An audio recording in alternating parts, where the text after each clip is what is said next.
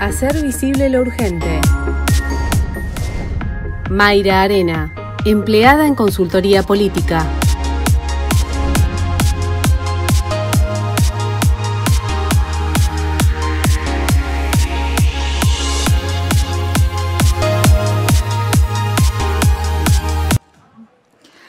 Hola, ¿cómo están? Muy buenas tardes. Mi nombre es Mayra Arena y ya desde hace algunos años, en 2018, gracias a una polémica charla TED que tuve la posibilidad de dar, tomé algún lugar que estaba vacante en los medios, que era ese lugar de explicar la pobreza desde haberla vivido.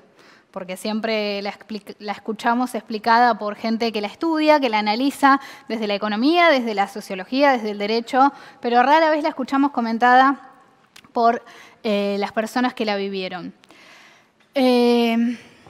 Acá me tendría que aparecer esto que figura allá. ¿Cómo hago? Ahí está. ¿Aparece? ¿Pero va a aparecer allá? Eso es lo que me preocupa. Perfecto, perfecto. Tengo una cámara gigante, una pantalla gigante atrás y pensaba que iba a aparecer todo eso. Perdónenme, les pido disculpas. Bueno, esta charla le puse de nombre o de sobrenombre Cambiar el Eje. En realidad no soy muy buena con los títulos y no es algo que me interese, porque lo que me interesa es el contenido, lo que les quiero decir hoy. Básicamente, en Argentina lo que tenemos es un enfrentamiento a la pobreza que está bastante estructurado desde hace varios años. La forma en la que enfrentamos la pobreza o en la que contenemos la pobreza, mejor dicho, es a través del gasto público, del entramado que tenemos estructural. Tenemos políticas públicas de transferencia directa. Tenemos mucha, pero mucha asistencia y contención de ONGs, ¿sí? Y para darles un ejemplo en números de distintas fuentes que estuve recabando, este es el gasto público social en Latinoamérica. Es bastante alto, no solo se mantiene estable, sino que, como pueden ver, en los últimos años ha aumentado ligeramente. Y además, estas son las transferencias directas en cada país. Hay algunos ejemplos de Sudamérica y si se fijan bien, Argentina es por lejos el más alto, por lejos el que más transfiere dinero para la pobreza, para el gasto público social. Solamente Cáritas, en una colecta anual, recaudó esa cantidad de dinero. En Argentina existen cada vez más ONG desde los 90, en mi infancia a esta parte. La cantidad de ONG se ha multiplicado. Consiguen dinero de ONGs europeas, consiguen dinero del Estado, consiguen dinero de los privados que aportan, ¿sí? Se financia muchísimo la organización no gubernamental en nombre de ayudar y pensar en la pobreza. Sin embargo, otro ejemplo que tengo acá es la estabilidad de la protección social, que se ha mantenido alta, si la miran. Y no solo se ha mantenido alta, sino que además ha aumentado ligeramente. Todo el tiempo tenemos cada vez más contención social, cada vez más políticas y dineros destinadas a combatir la pobreza. Y esto debería ser positivo, esto debería ser algo que funcione, pero la realidad es que es completamente negativo. 7 de cada 10 niños en la Argentina son pobres. Estas políticas y todas las medidas que estamos tomando no solo no están combatiendo la pobreza, sino que ni siquiera la están dejando estable. La pobreza no para de aumentar. Y eso es algo que me preocupa muchísimo y que me obsesiona, porque la vida en la pobreza lo único que hace es perpetuar la pobreza. Realmente son cada vez menos las posibilidades de movilidad social ascendente. Hoy el 70% de los niños son pobres en la Argentina. Entonces, para analizar la pobreza de una manera quizás diferente o más abarcativa, pensé en dos planos. Creo que está el plano de la subjetividad y creo que está el plano de la objetividad, tanto por fuera como por adentro. En el plano de la subjetividad, por fuera, digamos, está la forma en que vemos a la pobreza, esta forma que puede ser caritativa, que puede ser con desprecio, que puede ser peyorativa o que puede ser de solidaridad, pero es siempre subjetiva. Ahora, desde adentro de la pobreza, las construcciones de la subjetividad que se realizan son realmente muy importantes. Los límites para un niño que crece, que nace en la pobreza, de su subjetividad, más allá de las herramientas que tenga, herramientas reales, son realmente muy condicionantes para la personalidad de ese chico. Hay una concepción cristiana de la ayuda social y eso no lo podemos no ver, ¿sí? No estamos diciendo necesariamente que sea algo malo, ¿sí? No estamos diciendo necesariamente que sea algo malo que querramos erradicar, pero sí tenemos que prestar atención en por qué no está funcionando. ¿A qué me refiero cuando digo concepción cristiana?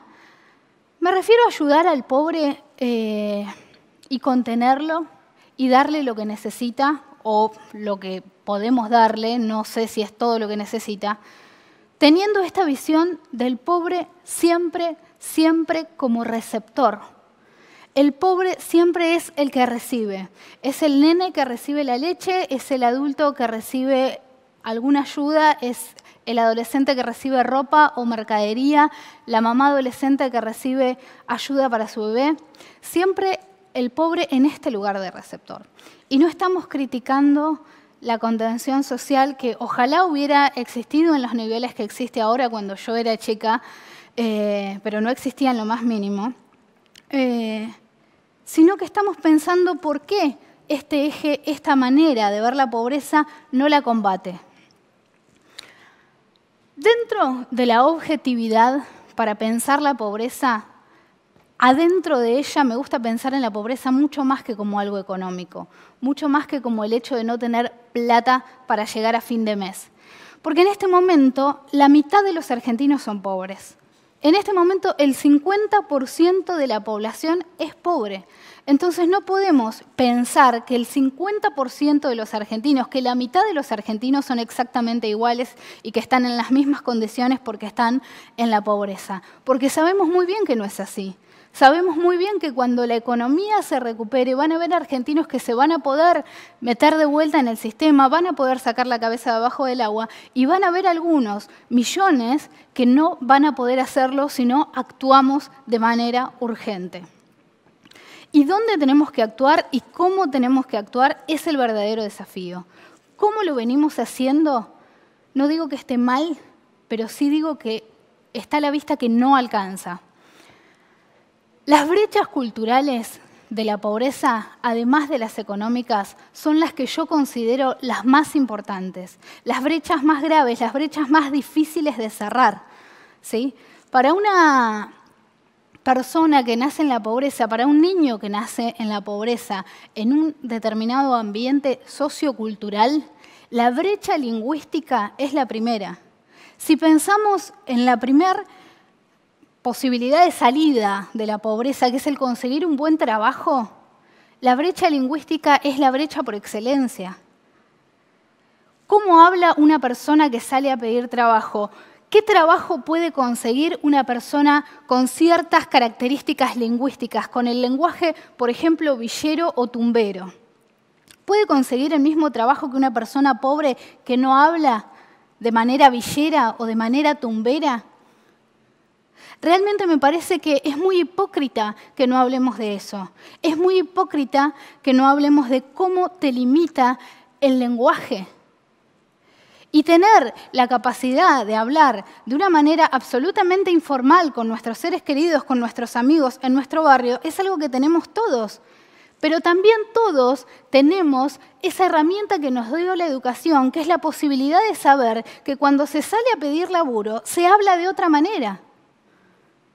Pero hay gente que no tiene esa posibilidad. Hay gente que no pasa por ese proceso de aprendizaje. Y a la hora de salir a socializar para intentar ser parte de la sociedad, es excluida.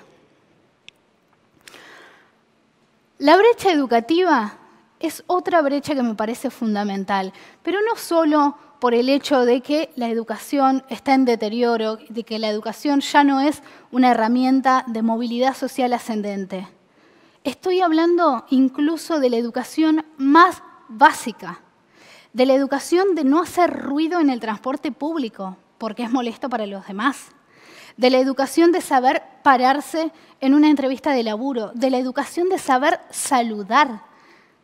Realmente soy militante en barrios sociales muy pobres, y me preocupa la falta de educación que existe. Y no me refiero al hecho de que adolescentes que siguen yendo a la escuela no saben leer y no tienen comprensión lectora, que también ocurre. Me refiero a la falta de educación elemental, de modales básicos, que también ocurre.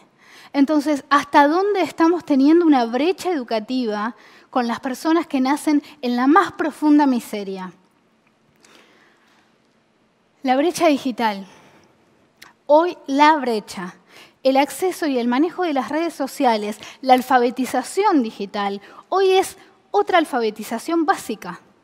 Así como desde los 2000 a esta parte, mandar a los hijos a inglés era ese capital en el que uno invertía, en el que los adultos invertían porque sabían que el inglés era el lenguaje del futuro, hoy es el lenguaje del presente. Hoy la alfabetización digital es ese lenguaje. Y quienes no la tienen, quienes no tienen acceso a la posibilidad de usar una herramienta, un dispositivo de manera productiva, que no es lo mismo que usarlo para el ocio, realmente van a tener posibilidades de acceder a trabajos de peor calidad. La brecha alimenticia. Y no me refiero al hecho evidente de que 4 de cada 5 nenes pasan hambre. No me refiero al hecho evidente de que existen muchísimos niños hoy que no tienen para comer y de que existen muchas familias que no tienen para comer. Me refiero a lo más básico. ¿Sabían ustedes que los niños que van a comedores desde toda la vida tienen muchísima menos motricidad fina que los niños que crecen comiendo en sus casas? Porque los niños que comen en sus casas comen con tenedor y cuchillo, mientras que los niños que comen en comedores solo comen con cuchara o tenedor. El cuchillo es peligroso. Entonces, el niño que come siempre sentado a la mesa de un comedor y que no tiene idea de cómo comer en un plato con cuchillo y tenedor, les estoy hablando de algo muy básico.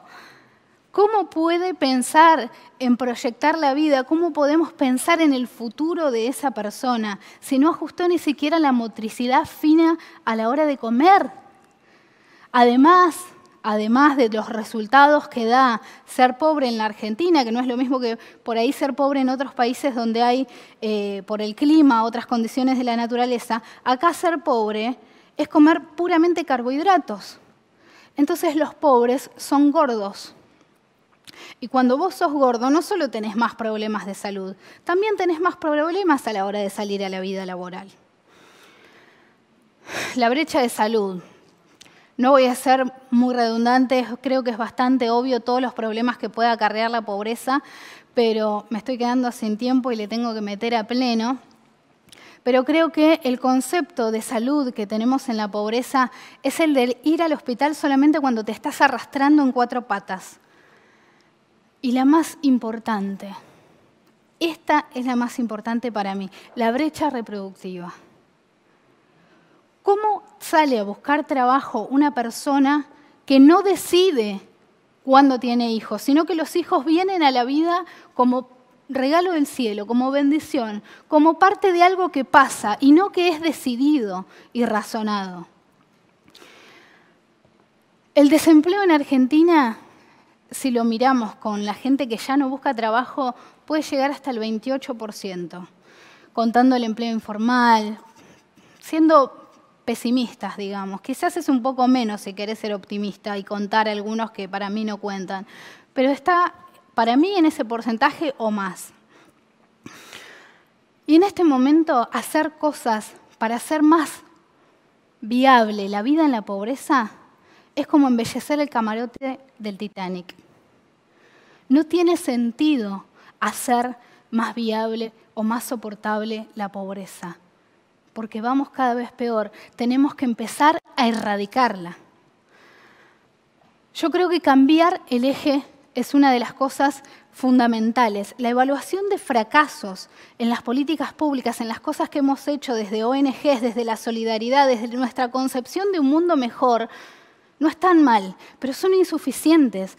Claramente no han funcionado. Tiene que haber una alineación de objetivos desde la política y el sector privado, porque en definitiva lo que queremos es lo mismo y es que haya más riqueza. Los que queremos combatir la pobreza no somos enemigos de la creación de riqueza. Yo estoy podrida del eje en la distribución y en la distribución. Está perfecto. ¿Quieren crear una política de distribución cada vez más alta? Distribuyan. Ahora, cuando se levante esa política, los pobres van a ser igual de pobres que antes si no se trabajan todas estas brechas culturales. La alineación de objetivos me parece fundamental porque creo que en Argentina tanto la política como el sector privado, como los que amamos a nuestro país, tenemos el mismo interés y es que se termine la injusticia del hambre en la Argentina. Tiene que haber objetivos de corto y mediano plazo para que pensemos realmente cómo podemos hacer para erradicarla. Tenemos que dejar de pensar en las políticas infinitas, porque es de alguna manera aceptar que los problemas son para siempre, y pensar en medidas políticas que sean con idea de un plazo, y si fracasan, se levantan y se piensa otra cosa. Yo creo que lo más importante es cambiar el eje del pobre, para que pase de ser receptor a productor. Lo que más me importa es que empiece a generarse trabajo genuino y de calidad en la Argentina. Es la única herramienta que puede realmente sacar a las personas de la pobreza y mantenerlas ahí. Yo la verdad es que me encanta dar charlas, pero ya es algo que no me está funcionando, no me está alcanzando. Lo que me interesa es realmente que empecemos a trabajar por una Argentina que erradique la pobreza. Creo que nuestro país da para eso y para mucho más. Y creo que erradicar la pobreza no es un sueño imposible, no es un acto de caridad, no es un acto de solidaridad. Es un acto de justicia social. Y tenemos que empezar a trabajar por eso como un plan estratégico, no de amor por el pobre, sino un plan integral de desarrollo nacional. Porque nuestro país da para eso. Da para erradicar la pobreza, da para crecer y da para ser la potencia que merece ser. Así que muchísimas gracias por escucharme.